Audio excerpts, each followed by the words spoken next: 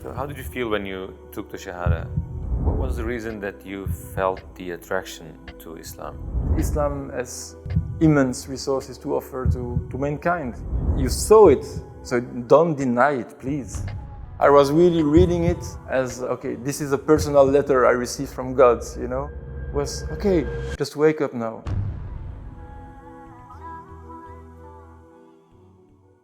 Who is Gregory Van Dam, and can you tell us briefly about yourself?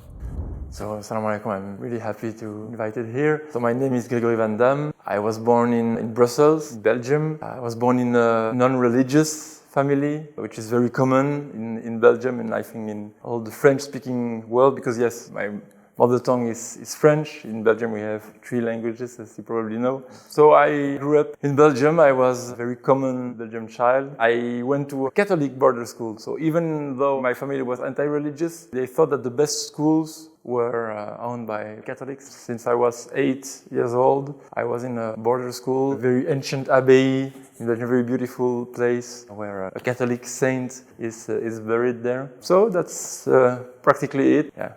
So you were trained in a Christian curriculum? Exactly.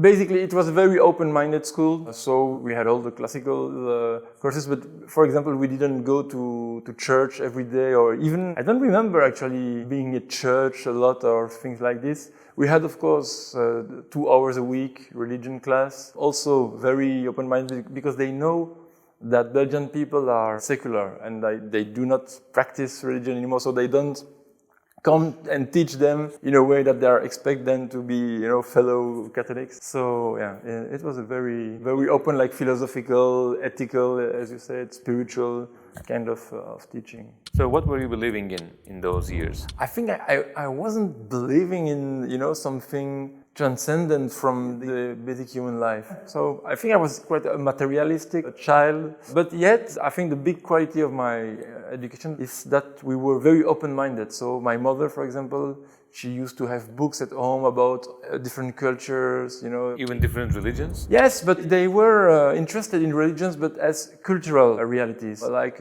folk realities. Not as matter of thought and matter exactly of spirituality or philosophy, metaphysics, or even as worldview or philosophy of life. It was more like, okay, it's interesting, they do this, it's funny or it's beautiful, but we are not concerned about it. We are as we are, and we don't change at all. What was your perception of Islam before you became Muslim? That's a very good question. There are some interesting things. There is one very fascinating anecdote I remember very well. When I was a very little child, maybe I was 6 years old or 7 years old, something, we were doing shopping in Brussels, a neighborhood where there are a lot of Moroccan and Turkish shops. My family used to go there to buy, olive oil, dates, things there to what else. And I was with my mother and my grandmother. And we passed before that shop with a big picture in a frame of the Kaaba. I really remember it. And I looked at it and I said, "Oh, mother, I want this for my room." Really, I remember. And my mother was, "Okay, no, you cannot have this because it's of their religion, their culture. If you enter and you ask them to buy it, it will be uncomfortable for us. So no, you cannot." I really remember very well that scene. So I had kind of attraction that comes from, I don't know where.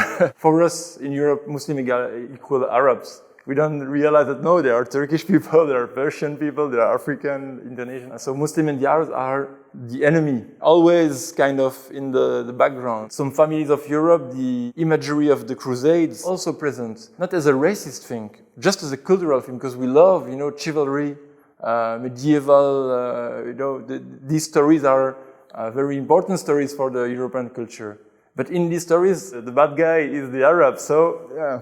What was the reason that you felt the attraction to Islam? As I said, I was curious about cultures, about ideas. And at my school, I met half Algerian, half Belgian family, totally secular.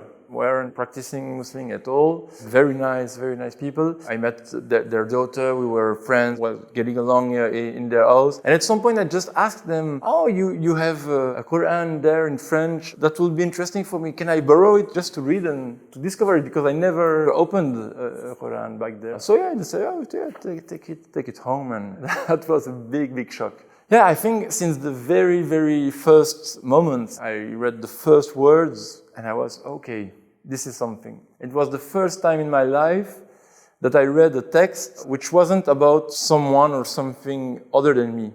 This text was talking to me. It was like I was, hearing the voice speaking in the book. So it was a very shocking experience. I remember very well kind of my state at the time. I was like, wow, because, I'm 15 years old kid doing skateboard and, with friends, really not into that kind of thing. And that was, wow. That was said in this book was just plain evidence. Was, okay, just wake up now. Look around you.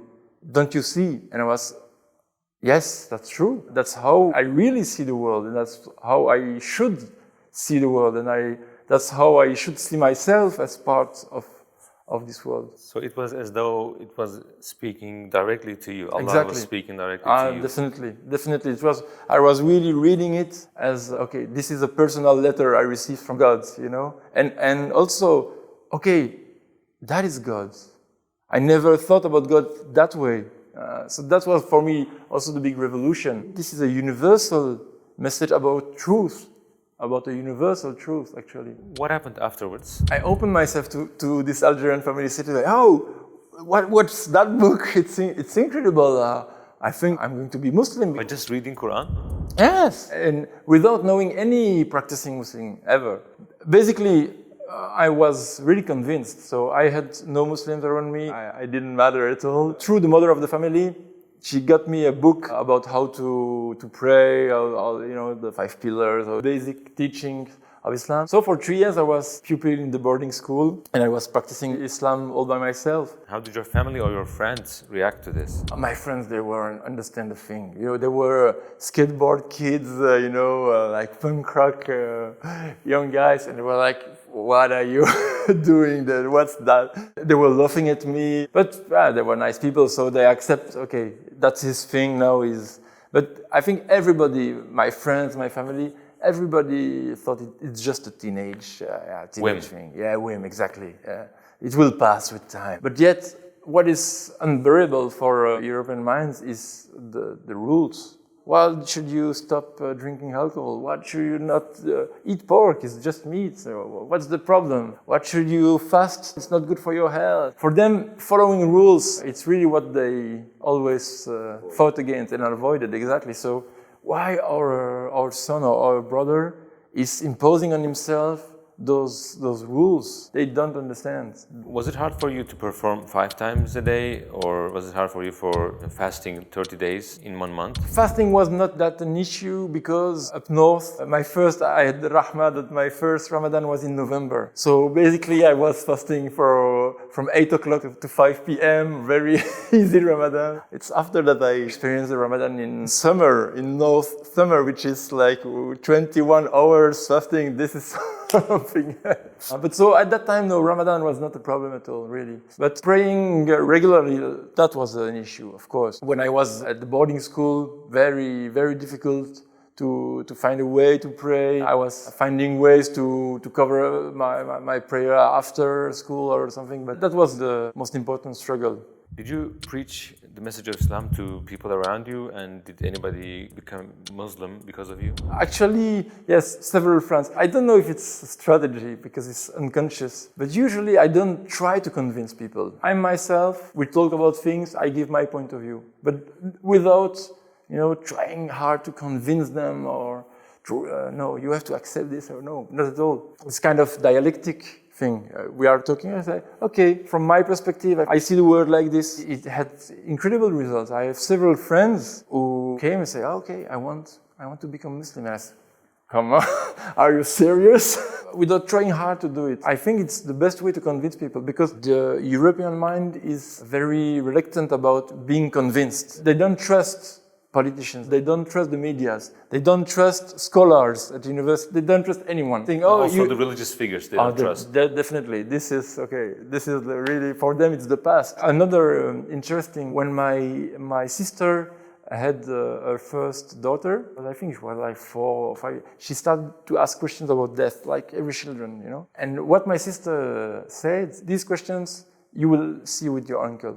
I have no answer about death, but your uncle, he has the answers. So I said, okay, so you don't really accept my Islam and you are not at ease at all with my belief, but yet you realize that for very crucial realities like death, I have more answers than you. This is really interesting. They realize that there is something, but they cannot step forward and they cannot overcome the barriers they have. Do you think there is an increasing Islamophobia in Belgium or in the rest of Europe? And what should be done to prevent this? From my point of view, the answer is yes and no. Yes, because it's obvious in the medias, in some politicians. After 9/11, everything changed for the bad, and with the attacks in Europe, it just went crazy. Charlie Hebdo. Yeah, Charlie. And in Belgium, we had attack at the airport, in the subway. So it was very shocking things. So definitely, there is a sentiment of Islamophobia growing. Yet, I clearly saw in Belgium is that after the attacks, a lot of people wanted to know about Islam.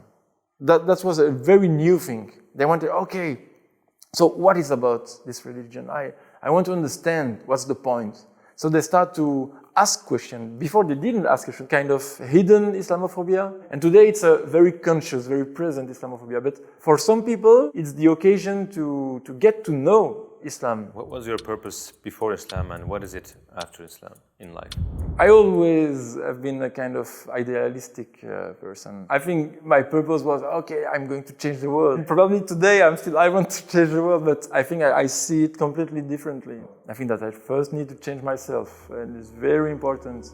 You don't change because you want to change. You have to know exactly what change you want for the world. So, yeah, today I think the importance of this knowledge, to know better human being, to know better how the world works, and to know better my main resource, which is the Islamic tradition. Thank you so much for accepting our invitation, and I pray the best for you in your studies and in your way of life in Islam.